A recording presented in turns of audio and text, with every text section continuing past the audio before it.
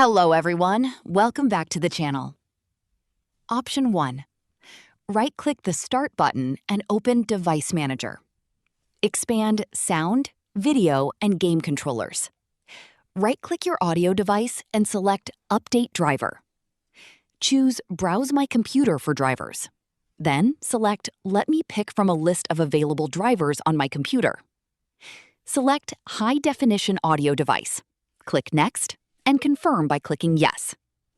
After that, close the windows and restart your Lenovo laptop. Option 2. If you're still having the problem, open Device Manager again. Expand Sound, Video, and Game Controllers. Right-click your audio device and select Update Driver. Choose Search Automatically for drivers and let Windows search for an updated audio driver. If Windows doesn't find a driver, select the option to Search for Updated Drivers on Windows Update. Once the update is complete, restart your laptop and check the sound again. That's it. Hopefully one of these solutions fixes the no sound problem on your Lenovo laptop. If this video helped you, don't forget to like, subscribe, and turn on notifications for more Lenovo laptop troubleshooting videos.